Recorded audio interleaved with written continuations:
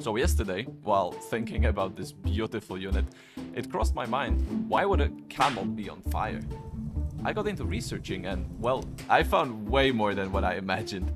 Let's explore the origin of this wonderful creature together, and if the video does well, we can even make it into a series. So let's kick it off with a really unique unit, the Flaming Camels. To figure out where the devs took the inspiration wasn't that difficult. They included the event in the campaigns. But it led me into a sinkhole of some weird animal facts. Did you know, for example, that there was a brown bear that served in the Polish army in the Second World War under the rank of private?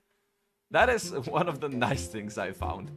But let's not skip. Flaming camels are not a naturally occurring phenomenon. They actually have to be lit on fire by external forces. And why would somebody want to light a camel?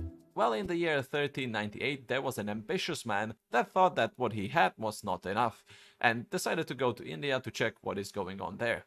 What was going on there were the armored elephants defending the city Delhi. Tamerlane had this one figured out though. He took some humpy boys and put as much hay and wood on them as he could.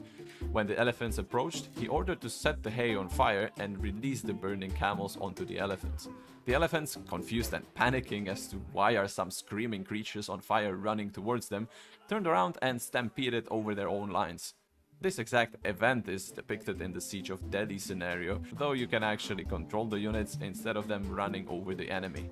And the explosion part of the camel, that one is apparently true as well.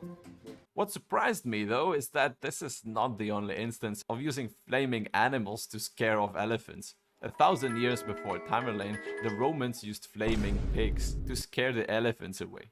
Elephants are scared of any squeaky sound, and a pig on fire produces just the right amount apparently. There even is a record of when the city of Edessa suspended a squealing pig from the walls to frighten away siege elephants. What? To make the elephants more used to the squealing, people started to keep a swine in a close proximity of the elephants, so they would get used to them and not get scared as much. There are some other records of other wild animals like lions, wolves or tigers being used against the enemy, but that went pretty poorly. To continue with the ridiculous facts, our next record is about the anti-tank dogs. In the Second World War, there were dogs trained by the Soviets to disable the enemy tanks. Haha, that's right. How, you ask? Well, thanks to a little friend called a 10 kilogram of explosives. The dogs were trained to run under the enemy tank and then they would explode. What the hell? I can't believe I'm saying this. While this tactic was incredibly inefficient and mostly dropped, some training of the anti-tank dogs continued until 1996. To have a bit of a happier segment, there was a bear that served in the military, and contrary to everything in this video so far, he did not explode.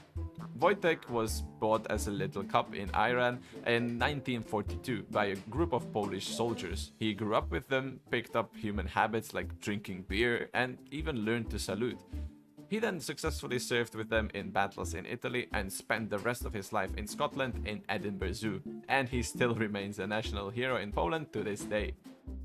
Anyway, what was this video about? Alright, Age of Empires. So, do you think that we might get a civilization with a flaming pig as a unique unit? And well, that's it from me today. See you next week with some other interesting facts. Thanks for the support, and see ya.